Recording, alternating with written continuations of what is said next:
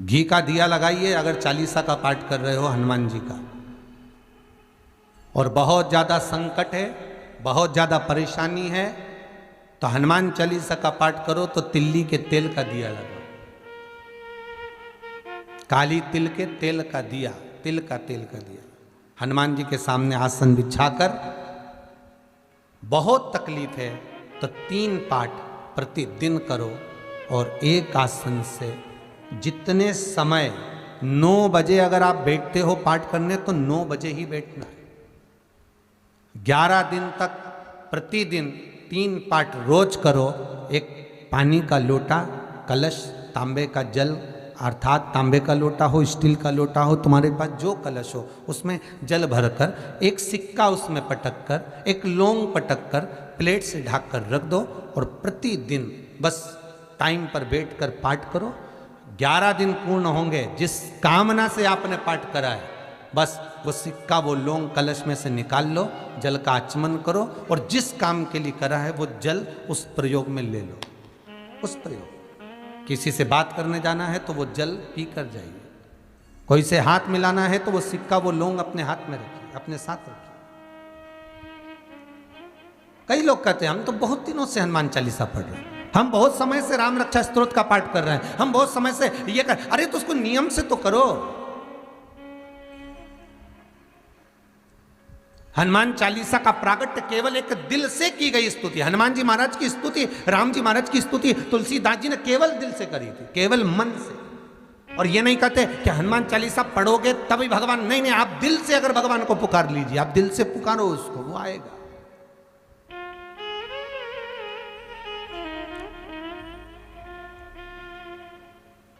वो प्राप्त होगा हमारा और मिलेगा, उसके मिलन में देरी नहीं हो सकती महाराज, उसके मिलने में कोई चूक नहीं हो सकती, बस मन से पुकारो।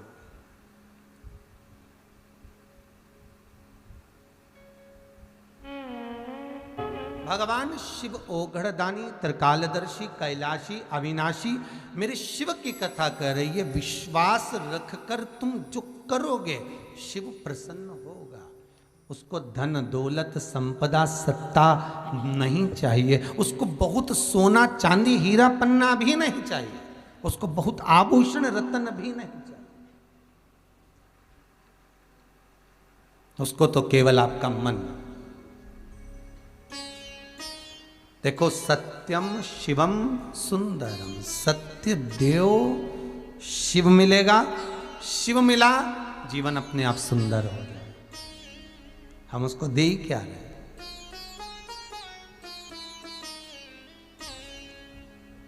महाराज कथा के जो यजमान हैं रमेश चंद्र जी कौशल मार साहब देवास वाले,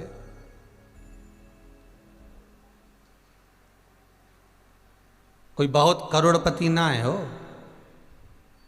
स्कूल में टीचर रहे, रिटायर हो गए, सोचा अब जिंदगी निकल गई है, भगवान ने दिया, बच्चे लोग अपनी जगह पर सब है, पर कुछ जिंदगी में एक ऐसा करा जाए जिससे भगवान हमारा हो जाए। तो कौशल जी जब मिलने के लिए आए तो उन्होंने एक बहुत अच्छा प्रश्न किया, गुरुजी, कि जीवन का बहुत कोई ठिकाना नहीं है, कब प्राण छूट जाए। हमारी धर्म पत्नी की बहुत इच्छा रही है कि एक बार शिव महापुराण की कथा हो जाए और वो जीवन का आनंद हो जाए, बस शंकर की कथा हो। और हमारा तो आपसे भी निवेदन है, भगवान शिव की कथा सुनने के लिए हर महीने शिवरात्रि आती है। जितने श्रोता भाई बहन कथा को सुन रहे हैं, चाहे चैनल के माध्यम से सुने, चाहे यूट्यूब फेसबुक के माध्यम से सुने, जितने सुन रहे हो, तो मुझे उम्मीद है मेरा विश्वनाथ आपकी झोली जरूर भरेगा। आप जिस कामना से सुन रहे हो,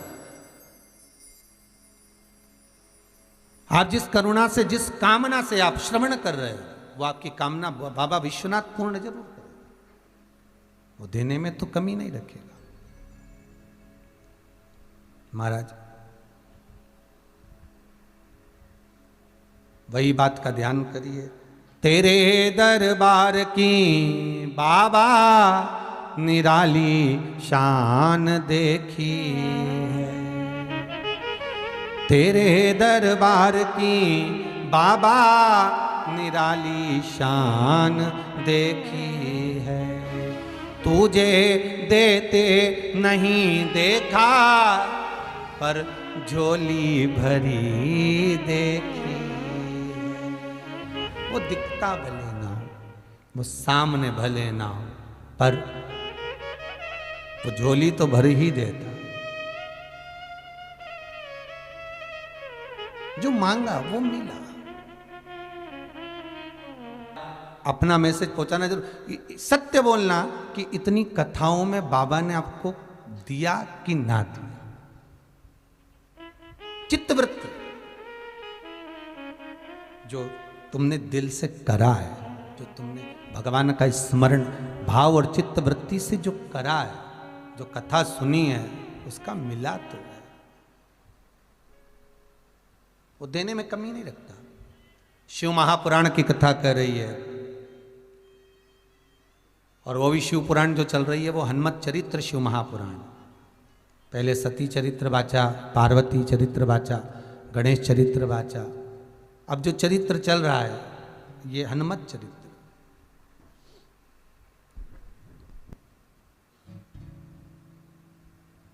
तुलसी बाबा का बताया गया वो जल, दिया गया वो जल, एक मृत्यु के घाट पर उतरा हुआ व्यक्ति को जीवित कर सकता है।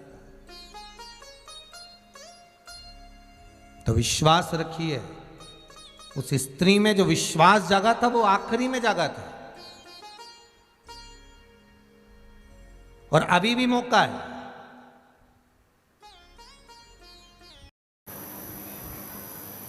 यदि गुरु जी के बतलाए हुए अनुशासन पर आप चल रहे हो, गुरु जी ने कह दिया कि ऐसा मत करो, मत करो। गुरु जी ने बोल दिया ऐसा करो, कर।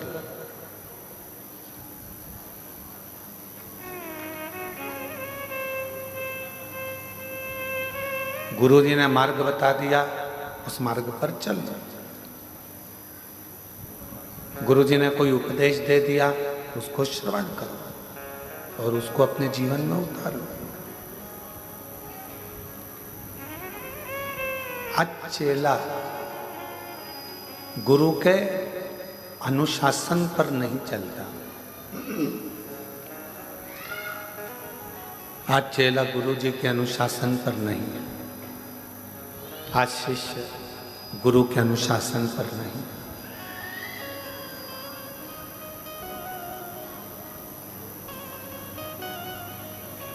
आसन जब गुरु चला जाएगा, गुरु जब देह तो त्याग देगा, देह का त्याग कर देगा, तो आसन तो किसी को भी मिल जाएगा। सिंहासन तो किसी को भी, ये चल रहे हैं, सिंहासन तो किसी को भी मिल जाएगा। और चोंगे जैसी आवाज आ रही है, थोड़ा सेट तो करो उसको।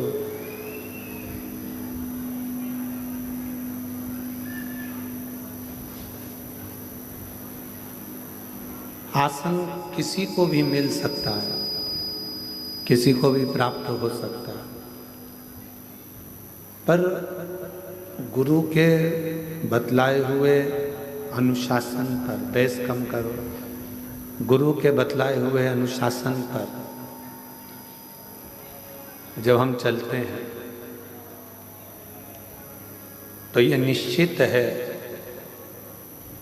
केवल गुरु का आसन ही नहीं, कहीं ना कहीं भगवान सद्गुरु की कृपा हो जाती है और ऐसा सिंहासन मिल जाता है कि फिर आसन की कोई कामना ही नहीं।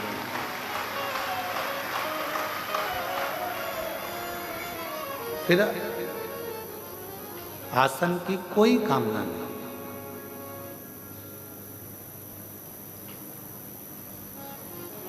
और फिर निवेदन करेंगे, शिव महापुराण की कथा कहती है कि पार्वती जी को भगवान शंकर ने एक गुरु बनकर अमरनाथ की गुफा में बैठकर ज्ञान उपदेश दिया। मां सती को शिव जी ने जब कुंभज बाबा के यहाँ से कथा श्रवण कर आ रहे थे तो कथा सुनकर आते समय बीच में रुककर ज्ञान उपदेश दिया है। एक श्रेष्ठ पति का सबसे बड़ा लक्षण ही यह है कि उसको कभी ना कभी एक समय ऐसा लेना चाहिए जिसमें वो अपना गुरु पद निभा सके।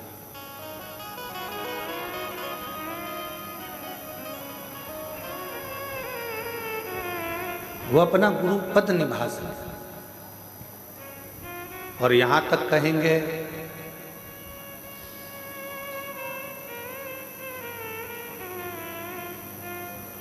यदि मृत्यु लोक में एक नारी का शरीर मिला है, स्त्री का शरीर मिला है, पीछे के चोंगे होन खोलो भाई, पीछे के।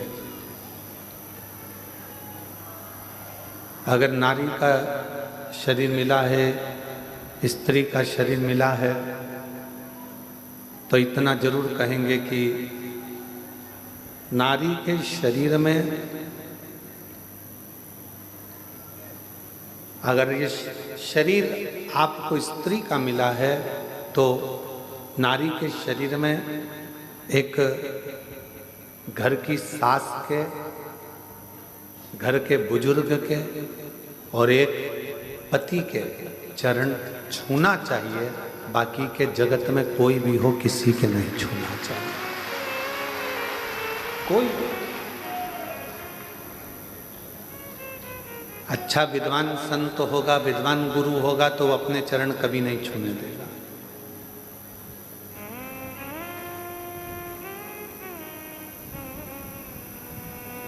कोई सतगुरु होगा, संत होगा, साल में एक बार कभी गुरु पूर्णिमा महोत्सव आ गया, गुरु पूर्णिमा का उत्सव आ गया तो चरण भले छूने दे, चरण को स्पर्श करने दे, पर बाकी के समय स्त्री से चरण नहीं छुआ।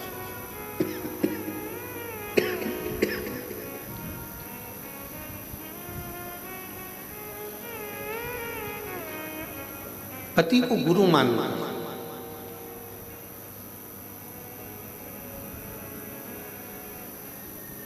आप उसके चरण का स्पर्श करें। शिव गुरु शिव महापुराण की कथा कहती है। हमने पहले भी कथा में कहा, आज फिर कहते हैं, अगर घर में बुजुर्ग माता पिता बीमार पड़े हैं, घर के अंदर कोई बुजुर्ग बीमार पड़ा हुआ है, कोई रोगीला पड़ा हुआ है, किसी को तकलीफ है, कष्ट है, तो शिव जी को एक लोटा पानी ना चढ़ाकर उस बुजुर्ग को एक लोटा जल पिलाने का प्रयास करना, उसको अच्छा करने का प्रयास।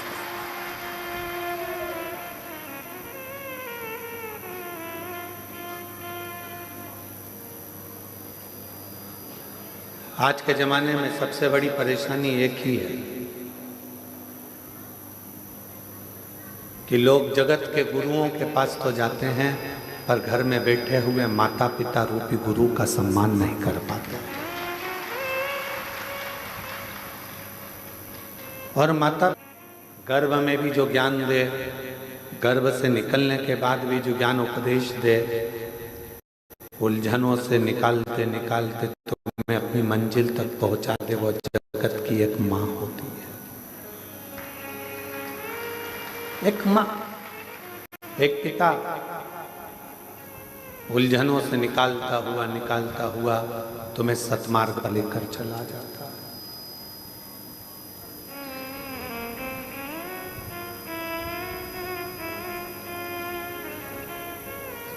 कई लोग कहते हैं कि बताओ, उनकी बहू ने हमारे पाँव नहीं छुए, उनकी बहू ने हमारे पाँव नहीं पड़े, चरण प्रणाम नहीं करा।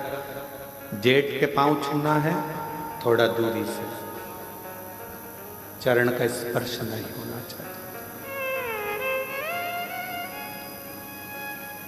नंदोई के पाँव छूना है, चरण यहाँ है, थोड़ा दूरी से, चरण का स्पर्श नहीं होना चाहिए।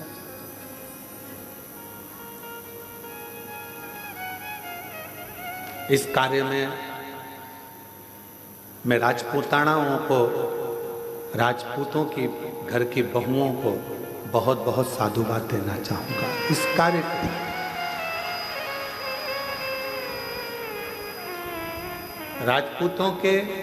राजपूतानाओं के घर की जो बहुएं होती हैं, राजपूतों के घर की जो बहुएं बेटियां होती हैं, सिर पे पल्लू लेकर अगर किसी के चरण भी छूना है तो अपने पल्लू का एक सिरा लेकर जमीन को रखकर जमीन को ही वो प्रणाम करते हुए उनको नमन कर लेती हैं, खम्मा घड़ी कर लेती हैं।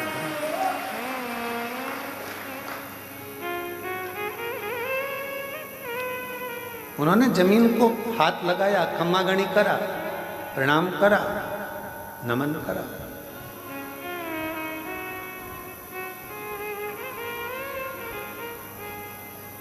ये हमको संस्कार प्राप्त होते हैं।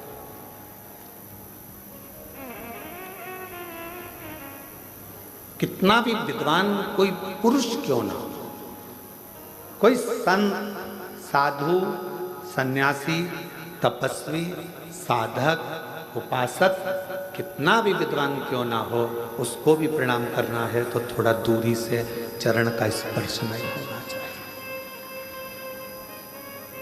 एक पति, दूसरा परमेश्वर, उसका चरण का स्पर्श तुम कर सकते। चरणों को छुओ, पर किसके?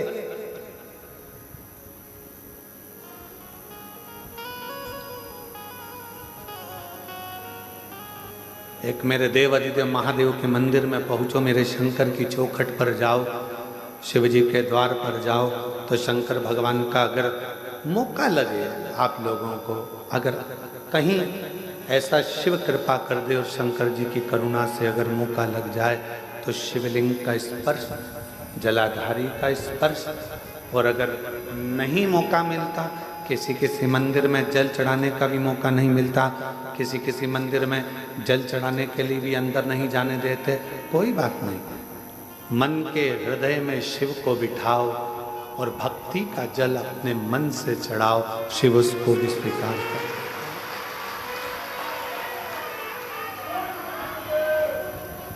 भक्ति का जल हृदय से शिव स्वीकार करते, और यदि भक्ति नहीं है तो फिर वो तुम्हारा जल चढ़ाना व्यर्थ। और कितना सुंदर शिव महापुराण की कथा कहती है कि नियत, नीति और नियम, ये तीन चीजें हैं। एक है तुम्हारी नियत,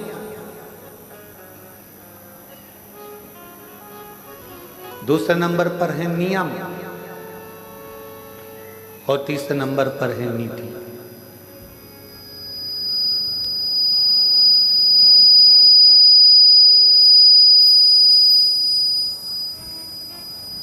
नियत, नीति और नियम अगर तुम्हारा अच्छा है, नियत अच्छी है, तुम्हारी नियत ऐसी नहीं है कि इससे काम निकाला बाद में लात मार दी, काम निकाला और बाद में धक्का दे दिया। अगर तुम्हारी नियत और तुम्हारी नीति, मतलब नीति से मतलब है कि तुम विचार कर कर बैठे हो कि मैं खुद भी गलत नहीं करूंगा और दूसरे को भी गलत नहीं करने दूंगा, तो ये तुम्हारी नीति श्रेष्ठ है। एक नियत को श्रेष्ठ रखिए, दूसरा नीति को श्रेष्ठ रखिए, और तीसरा नियम। अपने जीवन में एक नियम अवश्य, मुझे शंकर जी के मंदिर जाना है, एक लोटा जल चढ़ाना है, भगवान शिव के मंदिर जाना है, शिव की आराधना करना है, शिव की अर्चना करना है, शिव की चाकरी करना है, ये तुम्हारा नियम। भला हो बुरा हो जैसा भी हो, मेरा पति तो मेरा देवता है। तुमने नियम बना लिया कि मैं अपने पति के रोज चरण छूंगी, मैं अपने घर के बुजुर्ग का, घर के बड़ों का रोज चरण छूंगी। कोई एक नियम, पक्षी को दाना देने से लेकर चींटी को थोड़ा सा अन्न का भाग देना, पक्षी को दाना देना, मछली को दाना देना, गौ माता को रोटी देना, कुत्ता की रोटी निकालना, या अपने दरवाजे पर आए हुए अतिथि का सत्कार करना।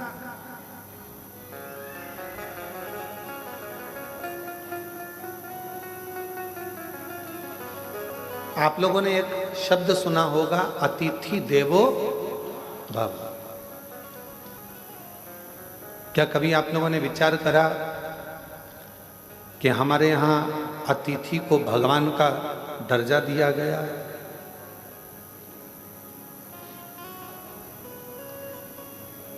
क्यों दिया गया? लिंग पुराण की एक कथा आती है, और लिंग पुराण की कथा में कहा गया कि अतिथि देवो भव। एक सुदर्शन नाम के मुनि हुए, ग्रस्त थे।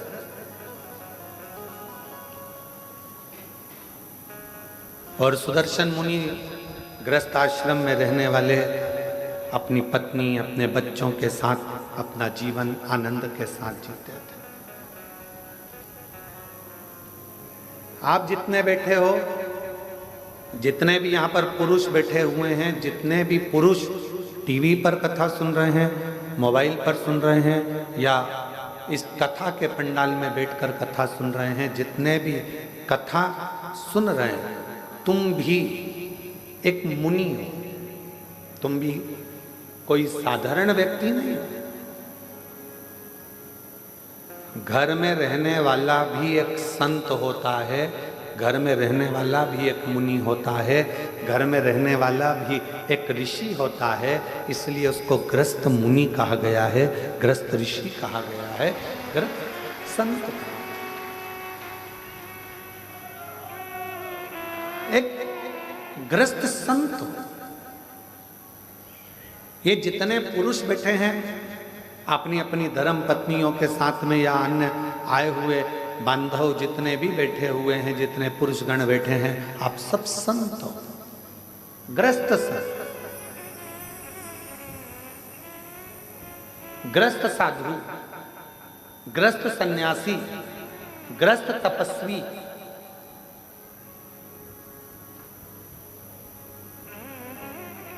बाहर रहने वाला संत जो अपने घर को सब कुछ छोड़ देता है, वो नदी के तट पर, मंदिर में, एकांत में, कहीं वन में जाकर बैठ जाता है। वो एकांत में बैठ गया और वहां बैठकर उसने अपना तप, साधना, भजन, कीर्तन, स्मरण वहां किया।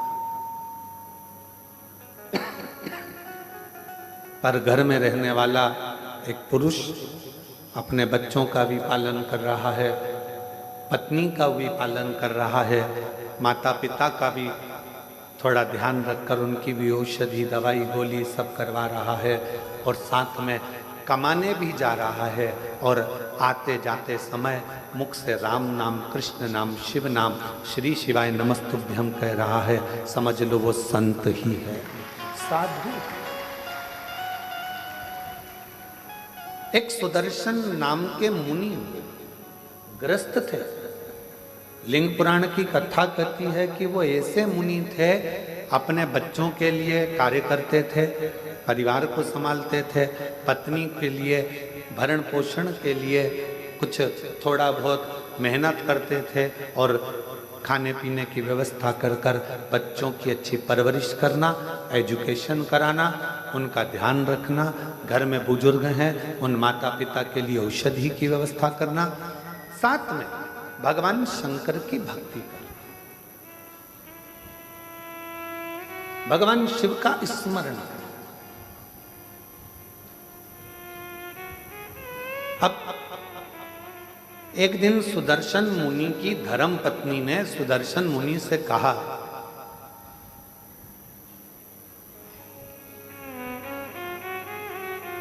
कि मैं बच्चों में व्यस्त रहती हूँ, बच्चों की परवरिश में व्यस्त रहती हूँ, मैं भगवान के मंदिर नहीं जा पाती हूँ, भगवान का भजन नहीं कर पाती हूँ।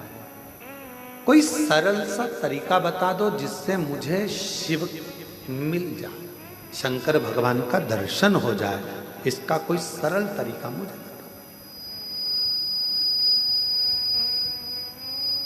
अब तीनों चीजें जुड़ रही हैं यहां। नियत भी ठीक है सुदर्शन मुनि की पत्नी की, नीति भी ठीक है कि मुझे किसी का बुरा नहीं करना है, मैं सत्मार्ग पर चलूं।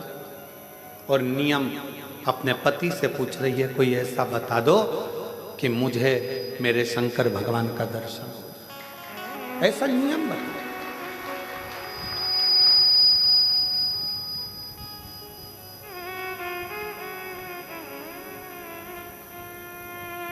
कोई ऐसा उपाय हो आपके पास में जिससे शंकर भगवान का मुझे दर्शन हो, वो उपाय बताओ। सुदर्शन मुनि ने कहा कि तुझे बच्चों से फुर्सत नहीं मिलती, दिन रात तू व्यस्त रहती है, भोजन बनाती है, माता पिता को खिलाती है, परिवार में रहती है, बच्चों की परवरिश करती है, थक जाती है, तुझे मैं क्या उपाय बताऊं। पर पत्नी ने जिद पकड़ ली, कोई ऐसा उपाय बताओ मुझे कि मुझे शिव मिले। तब सुदर्शन मुनि ने कहा कि एक काम करो, कोई भी अतिथि अपने घर में आए उसकी सेवा दिल से करना। भोजन मांगे भोजन दीजिए, पानी मांगे पानी दीजिए, उसकी पूरी व्यवस्था करना। एक ना एक दिन तुम्हें शिव का दर्शन जरूर होगा, शंकर जरूर होगा।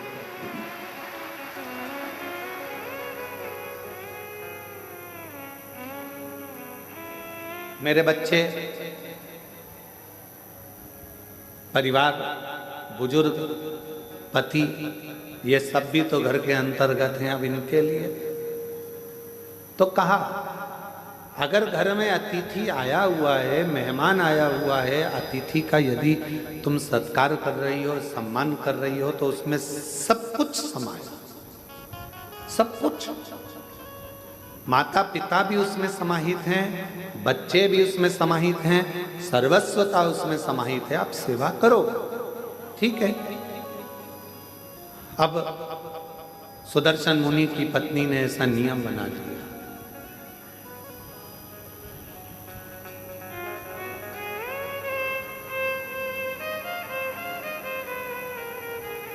सुदर्शन मुनि की पत्नी ने ऐसा नियम बना लिया कि अब घर में कोई भी अतिथि आए उसका सम्मान करती है, उसका आदर करती है, उसका सत्कार करती है।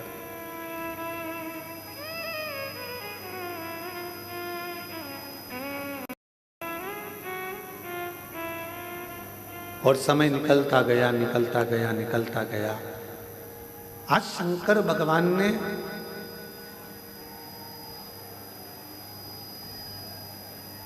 एलईडी बंद है क्या कि आवाज नहीं आ रही है?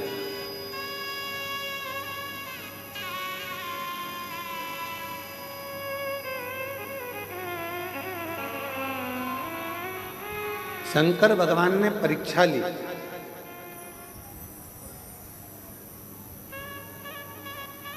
और सुदर्शन मुनि की परीक्षा लेने के लिए शिवजी अपनी धर्म पत्नी को बोल कर गए, पार्वती जी को, कि आज मैं एक गृहस्थ संत की पत्नी की परीक्षा लेने के लिए जा रहा हूं।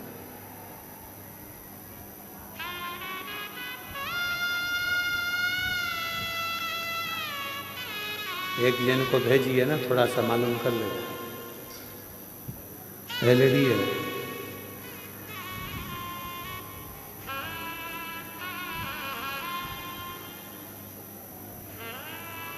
आज मैं जाकर एक गृहस्थ मुनि की, एक गृहस्थ संत की पत्नी की परीक्षा लेकर आ गया। और भगवान शंकर जाने लगे तो पार्वती जी ने उनको रोका। आप जा तो रहे हो, बहुत भोले हो, मैं जानती हूं कि तुम जाओगे और अगर उसने तुम्हारी सेवा करी, परीक्षा में पास हो गई, तो तुम कुछ ऐसा वैसा देकर मत जाना।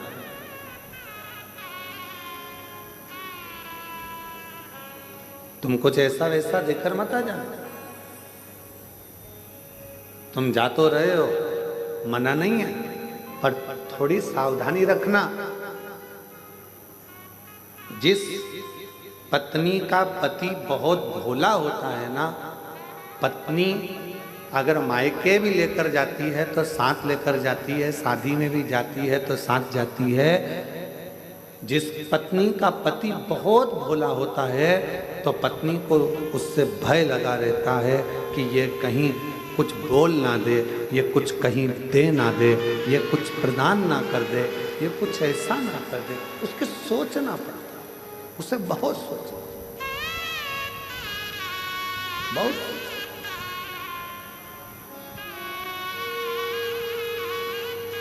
और शंभु शरण करी मांगू घड़ी दुख काटो, दया करी न दर्शन हो। शंभु शरण मांगू घड़ी रे घड़ी दुख काटो, दया करी दर्शन आपो। अब पार्वती जी को चिंता लगी कि तुम भोले स्वभाव के हो, तुम्हारा नाम ही भोला, तुम भोले स्वभाव के हो, तुम्हारा नाम ही भोला है।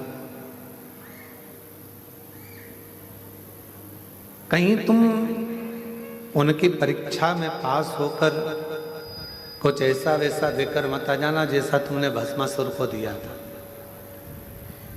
एक कंगन भस्मासुर ने तुमसे मांग लिया था और तुमने अपने हाथ का कंगन निकाल कर उसको दे दिया था और कहा कि इसको पहन ले, जिस पे हाथ रखेगा वो भस्म हो जाएगा, और वो तुम्हारे ही पीछे पड़ गए। प्रैक्टिकल तुम पर कर रहा था।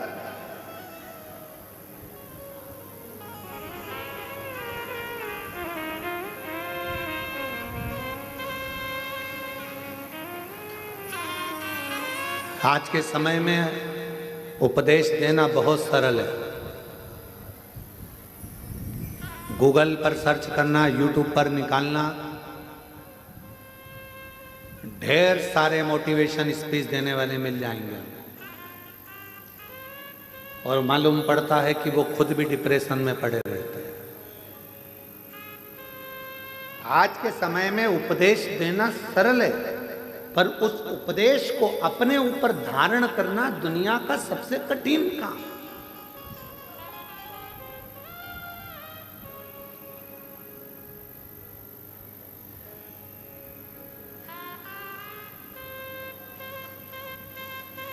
एक तरफ ये कह देना कि मोह में मत पड़ो, माया में मत पड़ो, प्रपंच में मत पड़ो, संसार के बंधनों से दूर रहो। दूसरी तरफ अपने मोबाइल पर देखते रहना कि अपनी कितने फॉलोवर्स जुड़े हैं, अंदाजा लगा कठिन। यदि आप संत हैं, साधु हैं, सन्यासी हैं, तपस्वी हैं, साधक हैं, उपासक हैं, तो फिर आपको विरक्ति का भाव आना चाहिए आपके अंदर, कामक्ति का नहीं। कितना जुड़ा, कितना प्राप्त हुआ, कितना लिया, कितना दिया, कितना करा, उससे मत।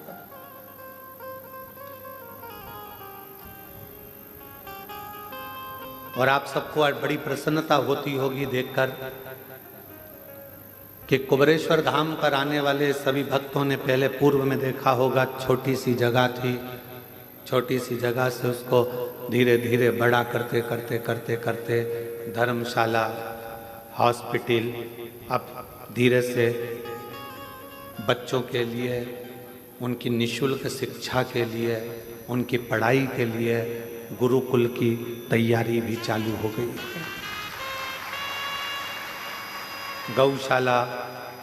गौशाला के बाद में पास में नंदीशाला की जो गाय के बछड़े होते हैं, बैल, उनको लोग काटने के लिए भेज देते हैं, तो उन बैलों की रक्षा के लिए नंदीशाला की व्यवस्था हो।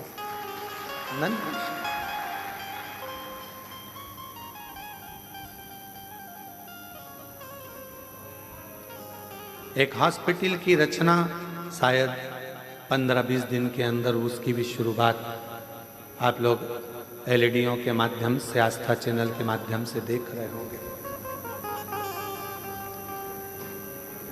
जो यात्री आते हैं उनको कोई तकलीफ ना हो, उनको कोई कष्ट ना हो, उनका निःशुल्क सारा इलाज हो सके, उनके लिए हॉस्पिटल की रचना करिए। भोजनशाला आप देखते होंगे निरंतर रोज, अभी तो आप लोग लाखों की संख्या में आए हो तो बड़ा भोजनशाला चल रहा है, नहीं तो निरंतर 35 से 40 हजार यात्री शिव भक्त रोज सुबह 10 बजे से लेकर शाम को 4 बजे तक भोजन ग्रहण करते हैं लगातार। फिर शाम को बाबा की आरती होकर खिचड़ी प्रसाद ग्रहण करते हैं। अभी ये कथा बाबा के इस पावन ग्राउंड में हो रही है, प्रांगण में हो रही है। ये पूरा प्रांगण तो आप लोगों की पार्किंग आदि की व्यवस्था के लिए है। इसी के ठीक पीछे जहाँ कथा होती थी वहाँ बहुत बड़ा एक इस टेंट का नहीं, बड़ा लोहे का एक शेड बन रहा है, जिसमें लाखों भक्त एक साथ बैठकर आराम से कथा सुनते।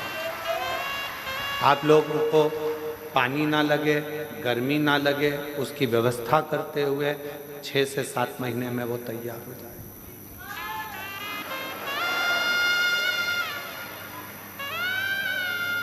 होम्योपैथिक औषधि केंद्र, आयुर्वेदिक औषधि केंद्र और सारी व्यवस्था कुबेरेश्वर धाम पर आप लोगों को निःशुल्क मिल सके, उसकी पूरी तैयारी यहाँ करी जा रही है। पूर्ण व्यवस्था। लड़की की शादी हो, सूचना दो सीहोर, हमारी बेटी की शादी करना है, 25 लोग लड़के वाले 25 लोग लड़की वाले आए। समिति की तरफ से उसके कन्यादान की व्यवस्था, उसके भोजन की व्यवस्था, उनके विवाह की व्यवस्था, उनके स्टेज प्रोग्राम की व्यवस्था, वरमाला की व्यवस्था, सब समिति कर आपको विदा करे। ये व्यवस्था वो भी निःशुल्क। 365 दिन का 365 दिन विवाह, 365 दिन का 365 दिन चिकित्सा, 365 दिन का 365 दिन शिक्षा, 365 दिन से 365 दिन भोजन व्यवस्था और 365 दिन से 365 दिन आपकी सुविधा के लिए निःशुल्क सब व्यवस्था कुबेरेश्वर बाबा के धाम पर होती रहे। ये मूल है। आपको प्रसन्नता हो कि आपका दिया हुआ दान 365 दिन गौ माता की व्यवस्था, 365 दिन नंदी बाबा की व्यवस्था। तुम्हें प्रसन्नता होना चाहिए कि तुम्हारा जो दिया गया दान है वो कहाँ लग रहा है, किस जगह पर लग रहा है, किस स्थान पर लग रहा है।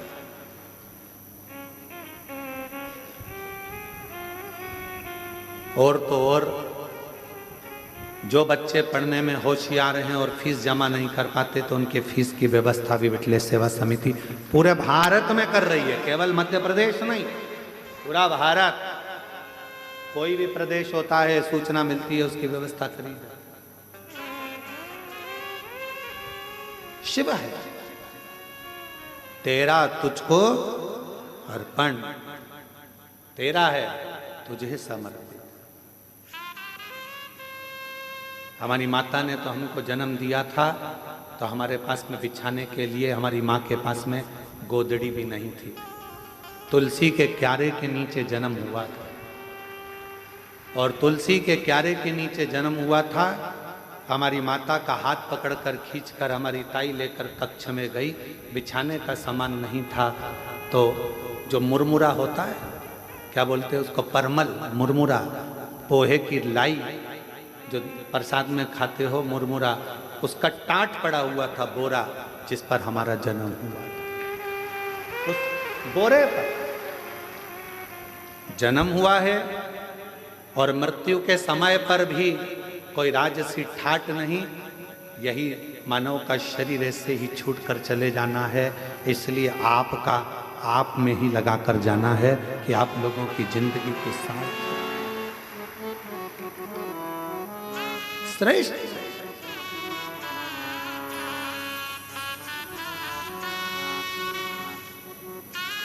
चलाने को विठले सेवा समिति तो रेलवे स्टेशन से कुबेरेश्वर धाम तक बसें भी निःशुल्क चला देते, पर गरीब ऑटो वालों का पेट कैसे भराएगा, उनका भोजन कैसे रह पाएगा, उसका ध्यान रखा, उनका भरण पोषण कैसे हो। स्टेशन पर ट्रेन आए, जब यहाँ से गाड़ियां भेज दी जाए, बसें भेज दिया जाए, चालू हो जाए, परंतु उनका पेट कैसे भरा, 2 रोटी उनको भी मिले, उसका स्मरण रखा है।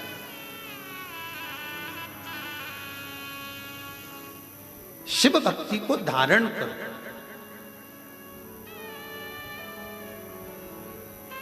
नियत अच्छी रखना, नीति अच्छी रखना और नियम अच्छे रखना।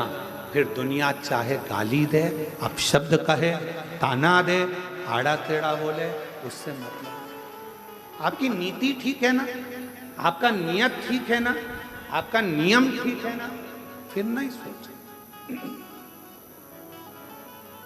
फिर बिल्कुल विचार नहीं करना अपने।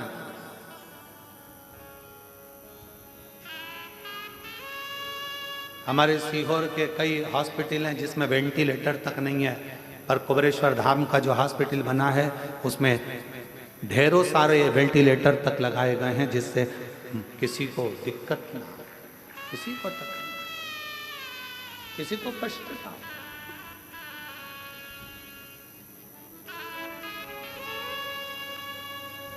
शिव शिव है, ओगड़दानी ओगड़दानी शंभु है, शंकर।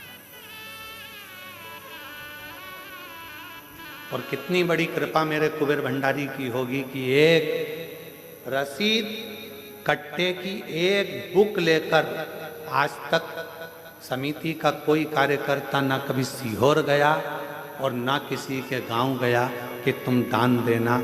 समिति के कार्यकर्ता केवल कुबेरेश्वर धाम पर आने वालों को और शिव पुराण में आने वाले भक्तों के लिए छूट रहती है, जिसका मन हो दे, ना मन हो कोई बात नहीं, भजन करो, स्मरण करो।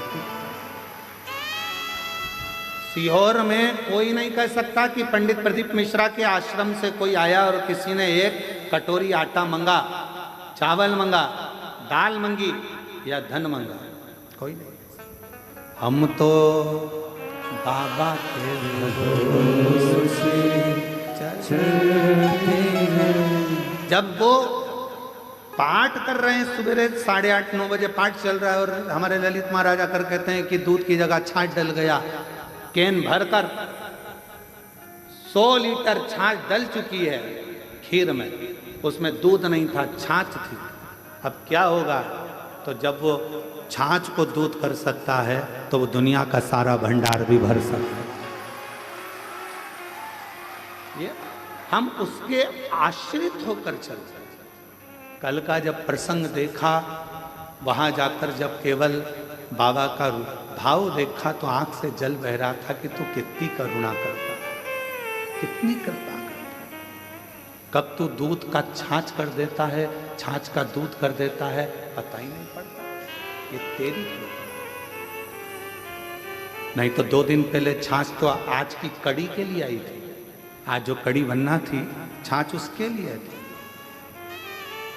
और मालूम पड़ा वो खीर में पड़ गई। और तेरी कृपा का क्या भरोसा, कब किस पर हो जाए, जरा सी हम पर कर दो, जरा सी हम पर कर दो।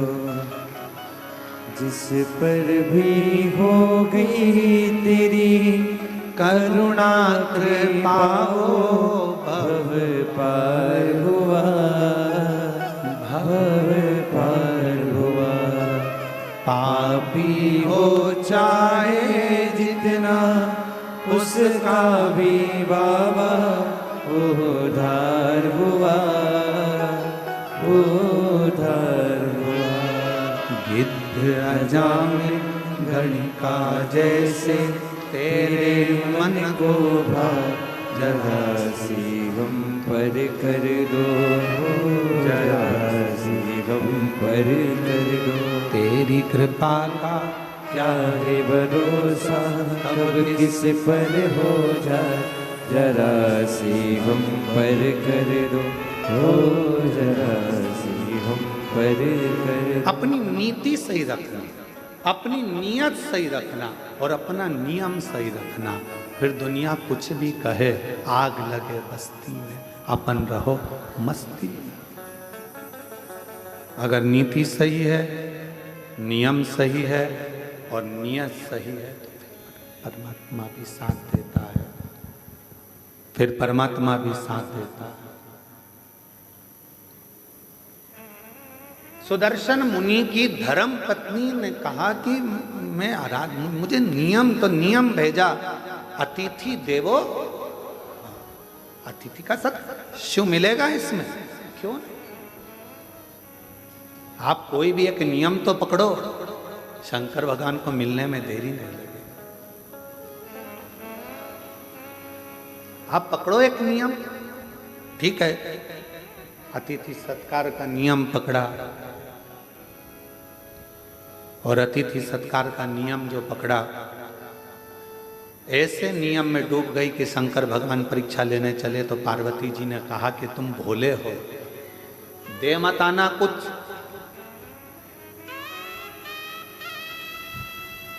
और भोला जो होता है ना, उसके साथ भोलेनाथ हर पल होता है, हर पल। कुछ दे मत आना, ठीक है, अब मुझे जाने तो दे। पत्नी ने, माता पार्वती ने प्रसन्न चित्त से अपने पति को भेजा। एक दरिद्र का वेश बनाकर, बड़ा तन पर कपड़े फटे हैं, भिक्षुक का वेश बनाकर आवाज लगाई सुदर्शन मुनि के दरवाजे पर, माता भिक्षाम दे,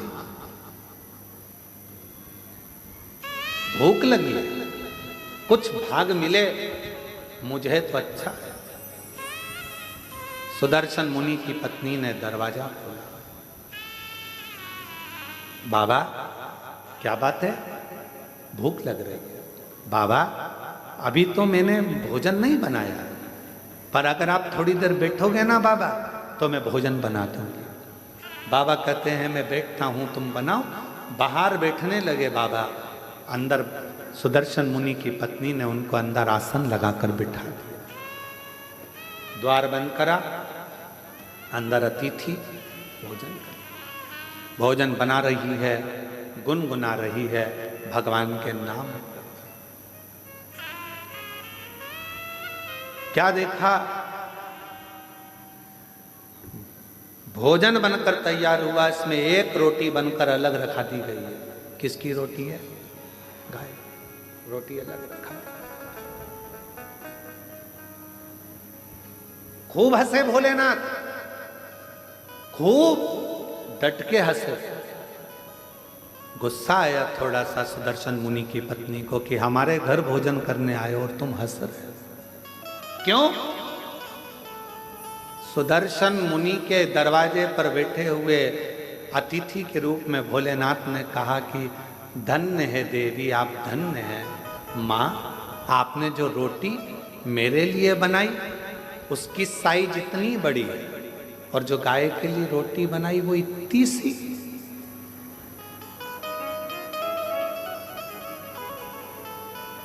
होना तो ये चाहिए, मैं 2 पांव से चलता हूं, गाय 4 पांव से चलती है। मेरा शरीर छोटा है, गाय का शरीर बड़ा है, तो मेरी रोटी से बड़ी तो गाय की रोटी होना चाहिए। पर संसार के लोगों ने अपनी रोटी से छोटी रोटी गाय की कर दी है। बोलो, ये गलती केवल सुदर्शन मुनि की पत्नी से नहीं, अपने घर में भी होती है।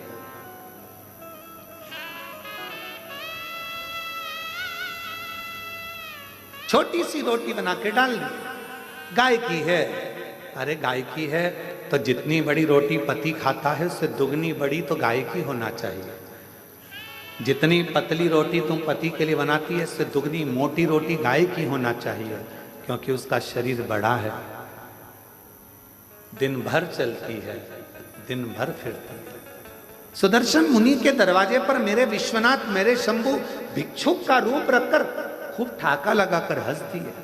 पत्नी ने पूछा कि तुम मेरे घर भोजन करने आए और मुझे देखकर हंस रहा। शिव जी ने कहा कि ये रोटी तो बहुत छोटी है गाय की, रोटी तो बड़ी करो। पत्नी सुन रही थी सुदर्शन मुनि की। बाबा की बात सुनकर उसकी आंखों से जल भर गया। आज तक मैंने केवल कपट ही करा, बच्चों को ज्यादा खिलाया, पति को ज्यादा खिलाया और गौ माता को केवल एक रोटी, और वो भी छोटी सी। मतलब मेरी कपट की जिंदगी चल रही थी। आज से हे अतिथि, तुम मेरे दरवाजे पर गुरु बनकर आए हो और तुमने मुझे उपदेश दिया है, उपदेश दिया है। आज से मैं कभी कपट नहीं करूंगी। जैसा मेरा पति पावे वैसा अतिथि पावे, जैसे बच्चे पावे वैसे परमात्मा पावे, जैसे मेरे घर के पावे वैसे गौ माता पावे। एक उपदेश मेरे शंकर भगवान ने दिया, इसलिए प्रथम गुरु है शिव, आदि गुरु है शिव, आदि योगी है शिव। उपदेश दिया। अब दूसरा उपदेश का समय था। भोजन की थाली लगकर तैयार हुई अतिथि के लिए। इतनी देर में दरवाजे पर पति आ गया। दरवाजा की कुंडी बजाई। सुदर्शन मुनि,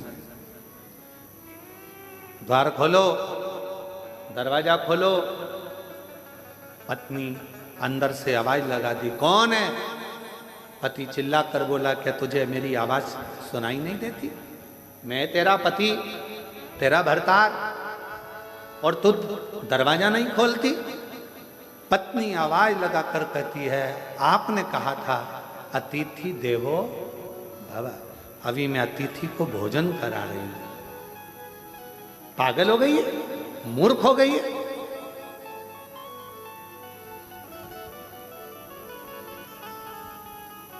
ना जाने किसको घर के अंदर बिठा कर रखा है, कोई चोरी कर कर चले जाएगा, बाहर निकाल उसको, दरवाजा खोल। इतने में पत्नी मुस्कुरा कर बोली, मैंने आपसे पूछा था तो आपने कहा था कि अतिथि तो भगवान का स्वरूप होता है, और मैंने आपको गुरु मानकर आपकी वाणी पर विश्वास कर लिया। अब तो मैं दरवाजा तभी खोलूंगी जब अतिथि का भोजन हो जाएगा, प्रणाम कर लूंगी, वो विदा होगा, तब मैं द्वार खोलूंगी। तो मैं द्वार खोलूं। शिव ने पूर्ण परीक्षा ली। आज मेरे शंकर भगवान निकलते ही नहीं घर से बाहर। लाओ जरा एक गिलास दूध और लाओ, जाओ। सुदर्शन मुनि की पत्नी दूध का गिलास भर दिया। अब बोले, बाबा मेरे झोले में जो कपड़े रखे हैं वो सारे चल चल के गंदे हो गए हैं, माँ धो दोगी? माँ कपड़े धो रही, 1 घंटा कपड़े धोने में हो। अब बाबा बोले कि मेरे को पानी पीना है, पानी नहीं। फिर थोड़ी देर बाद बोले, खाना ज्यादा हो गया, मेरा मन कर रहा है 1-2 घंटा आराम कर लो। बाबा सो गया। फिर थोड़ी देर बाद बोले, अब मेरा मन हो रहा है जाने का। इसको तो खुशी नहीं हुई, पर दरवाजे के बाहर जो बैठा था सुदर्शन मुनि, उसको प्रसन्नता हुई, अब दरवाजा खुलेगा। जिस गुरु ने उपदेश दिया था वही डिप्रेशन में पड़ा था, टेंशन। अब द्वार खुलेगा। तैयार हो गए, झोली टांग ली, सब कुछ हो गया, चलने की तैयारी थी। इतने में सुदर्शन मुनि की पत्नी से बाबा बोले, मेरे कपड़े लेकर आ जाओ। कपड़े लेकर आई तो सुदर्शन मुनि के पत्नी ने कपड़े दिए। जो कपड़े दिए तो बाबा बोले, अभी तो ये गीले हैं, जब तक सूखेंगे नहीं तब तक जाऊंगा। अब ना जाओ, अभी गीले हैं, अभी नहीं जाऊंगा। लिंग पुराण की ये कथा है। बड़े प्रेम से अगर आप पढ़ेंगे तो 122 नंबर के अध्याय पर इसको प्राप्त करेंगे। बड़ा सुंदर चल। अब उठे नहीं, कपड़े सूखेंगे नहीं तब तक जाऊंगा नहीं। बैठ गए। अब वो बाहर बैठा पति फिर बैठ गया बेचारा। संध्या होने लगी, शाम का समय होने लगा। सुदर्शन मुनि की पत्नी से बाबा बोले, देख के आओ कपड़े सूखे। हाँ बाबा सूख गए, ले आओ। लाए, झोले में भरे, जाने लगे। अब कहने लगे, माँ मन कर रहा है अब रात को कहाँ जाऊंगा, रात को कहाँ जाऊंगा। ये गांव तो मेरा परिचित भी नहीं है, जिस गांव के अंदर मैं जाऊं कोई मेरा पहचान वाला भी नहीं है, मैं कहाँ जाऊंगा। सुदर्शन मुनि की पत्नी ने कहा, जो आपकी आज्ञा हो, जैसा आपका मन करे वैसा आप करें। तो कहा, मैं पर पुरुष तुम पर नारी, एक कक्ष में रहना उत्तम नहीं है। मेरा मन है या तो मैं बाहर चले जाऊं या तुम चली जाओ। तो कहा, बाबा आप अतिथि हो, आप घर के अंदर रहो, मैं घर के बाहर चली जाती हूँ, मैं घर के बाहर चली जाती हूँ। सुदर्शन मुनि की पत्नी घर के बाहर चली गई। सुदर्शन मुनि अपनी पत्नी से कहे, तूने द्वार नहीं खोला। खोला तो था अभी हाल, तो वो अतिथि कहाँ का, वो तो अंदर है, तू बाहर। हाँ, उसी ने कहा, रात्रि का समय है, पर नारी पर पुरुष एक जगह पर ठीक नहीं। भले तुम माँ हो पर स्थान बदला जाए, मुझे बाहर कर दिया। चलो अपन बाहर सो जाते हैं। पत्नी ने अपना बिछौना बिछाया, चैन की नींद सो रही, पर पति जिसने ज्ञान दिया था, अतिथि देवो भव, वो टेंशन में रात भर दरवाजे पे ही सोया, कुछ ले नहीं जाए, कुछ ले नहीं जाए। उपदेश देना सरल है, ज्ञान देना सरल है, ये कहना सरल है, मोह मत रखो, माया मत रखो, ये मत करो, वो मत करो, वो मत करो। ज्ञान उपदेश देने वाले ढेर सारे मिलेंगे। 24 घंटे मोबाइल पर देखो, कोई ना कोई उपदेश देता हुआ मिल जाएगा। ये मत कर लेना, एकादशी पर ये दोष मत कर लेना, प्रदोष के दिन ये गलती मत कर लेना, शिवरात्रि पे ये गलती मत कर लेना, सावन का महीना चालू हो रहा है, शंकर जी को ये मत चढ़ा देना, शंकर जी को वो मत चढ़ा देना, शंकर जी की पूजन ऐसे कर लेना, वैसे कर लेना। लोग डराएंगे, धमकाएंगे। सावन भी तुम्हारा है, शिव भी तुम्हारा है, तुम्हारे दिल में आए वैसी पूजन करना छूट है। तुम्हारे दिल में आए वैसे शंकर को भजो, तुम्हारा मन करे वैसे शिव को रिझाओ, तुम्हारा दिल करे वैसे शंकर की आराधना करो। कोई कहे ये मत चढ़ाओ, पाप लगेगा, कोई के वो मत चढ़ाओ, पाप लगेगा। उसने कहा, पाप कहाँ होता है वो बताओ पहले। कहा, नरक चले जाओगे। तो कहा, तू देख कर आया क्या? हमारे पड़ोसी गए, अभी तक नहीं आए, बताया ही नहीं कि नरक है कि स्वर्ग है। जो जाता है वो बताता नहीं है कि मैं स्वर्ग में हूं कि नरक में हूं। इसलिए ये सब मेरे को मना सिखाओ। मेरा शंकर मेरा है, अड़भंगा मेरा है, शिव मेरा है। जल चढ़ाऊंगी तो भी मुझे स्वीकारेगा, नहीं चढ़ाऊंगी तो भी स्वीकारेगा, क्योंकि मेरा बाप है, शंकर है, शिव है, उसमें भ्रम नहीं, मुझे भ्रमता नहीं। मैं आडंबर में पड़ने वाली नहीं। कोई ने कहा ये मत चढ़ाओ, कोई ने कहा वो मत चढ़ाओ, कोई ने कहा ऐसा मत करो, कोई ने कह दिया वैसा मत करो, कोई ने कहा ये कर देना तो ऐसा हो जाएगा, कोई ने कहा वैसा कर देना तो वैसा हो जाएगा। अरे हम तो बाबा के भरोसे चलते हैं, हम तो बाबा के भरोसे चलते हैं। आडंबर से भी उपदेश देना सरल है, कहना सरल है, ऐसा मत करो, ऐसा मत करो, कठिन है काम, बहुत कठिन। पति उपदेश दे दिया, अतिथि देवो भव, और दरवाजे पर सो रहा है।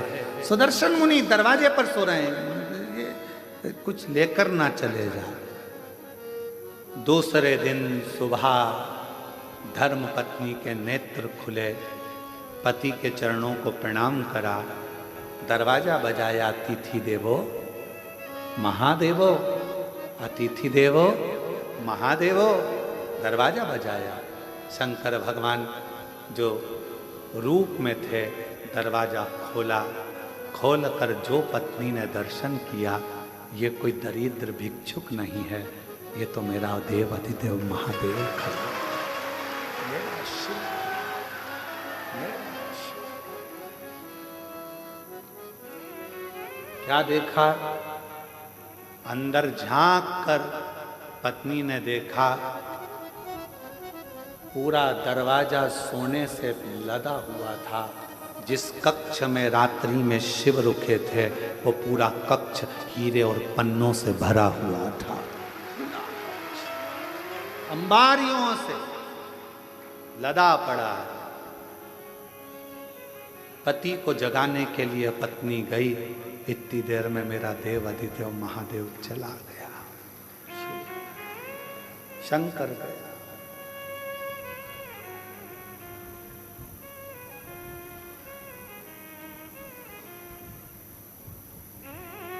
पत्नी ने पति के चरण पकड़ लिए।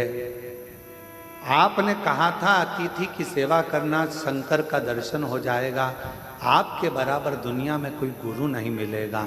आपके कहने पर मैंने अतिथि की सेवा करी और वास्तव में मुझे शिव का दर्शन हो गया, शिव का दर्शन। मुझे शंकर भगवान का दर्शन हो गया। ये कृपा नहीं तो क्या है, क्या है? मैं नहीं जानती थी कि वाणी पर भरोसा करा हुआ, शिव पर करा हुआ विश्वास एक ना एक दिन सुख प्रदान करता, आनंद प्रदान करता।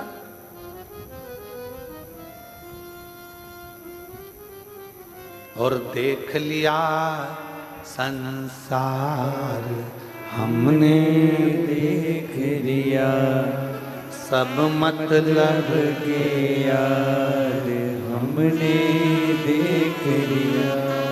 झूठे नाते झूठे रिश्ते, झूठे नाते झूठे रिश्ते, अरे झूठा है संसार हमने देख लिया, सब मतलब के यार हमने देख लिया। अतिथि देव भव, ये संबोधन गलत नहीं है। यह हमारे लिंग पुराण से, शिव पुराण से, नर्मदा पुराण का ये संबोधन है कि अतिथि देवो भव। अतिथि का सम्मान अगर दिल से करा जाए तो वो शिव का ही एक अंश माना जाए। यहाँ पर काशी वाले चतुर्वेदी जी आज आए हैं। कहाँ? ये काशी में जब कथा थी, हम विदा हो रहे थे, तब इनकी आंख में आंसू भरा हुआ था। इनकी धर्म पत्नी और ये दोनों, कहाँ? दोनों की आंख में आंसू था। और हमने पूछा, हम जा रहे हैं इसलिए रो रहे हो क्या? तो कहा नहीं, हम इसलिए नहीं रो रहे। तो हमने पूछा फिर रो क्यों रहे हो? कहा इतने सारे शिव भक्त काशी में आए, हो सकता है उनके भोजन की व्यवस्था में कुछ कमी रह गई हो तो आंख में आंसू भर रहा हो सकता। साधु का चतुर्वेदी दोनों, हो सकता है उनके सेवा में कोई कमी रह गई।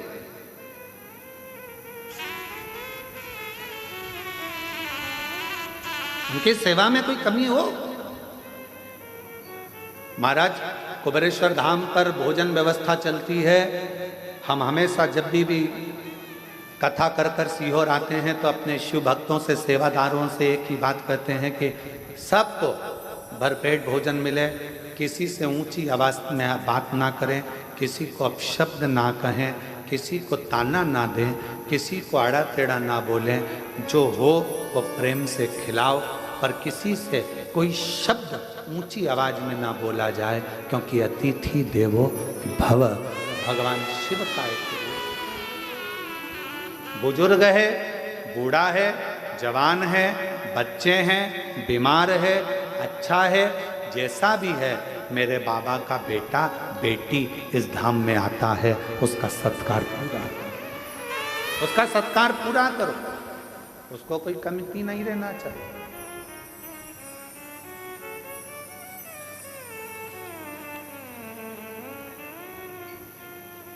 उसको कोई कमती नहीं रहना चाहिए। ये आपके लिए नहीं आए हैं, ये मेरे देव अधिदेव महादेव के लिए आए हैं, मेरे शंकर के लिए। और जिसके लिए आए हैं उनके प्रति तुम्हारा कर्तव्य बनता है कि आप उनको भरपेट भोजन करें। और आपका भी कर्तव्य है, जितने शिव भक्त कुबेरेश्वर धाम पर आते हैं उनसे भी हमारा निवेदन है कि आपका भी एक कर्तव्य है, एक गंदगी मत होने देना। दूसरा, यहाँ आने के बाद में ऊंची आवाज में बात ना करते हुए प्रेम से बोलने का प्रयास करना। तीसरा, भोजन करो तो झूठा मत छोड़ना। चौथा, अपनी थाली अपनी प्लेट स्वयं मांजो, साफ करो और बाबा के भरोसे शिव नाम का जाप करो। यह अपना कर्तव्य। नियत, नीति और नियम, ये तीन हमारे जीवन में श्रेष्ठता प्रदान करते हैं। अगर आपकी नियत सही है तो आपको दुनिया में कोई पीछे नहीं हटा सकता, आप बढ़ते चले जाओ। आपका नीति सही है, आप जगत कल्याण की बात करते हो, जगत उद्धार की बात करते हो, उसमें कोई आपका कोई विशेष आपके लिए कोई आवक का स्रोत ना सोचा जाए। आप तो केवल नीति के अनुसार कार्य करिए, नियत से, अच्छी नियत से कार्य करिए और नियम से काम करो। जिंदगी की सफलता आपके पास हो।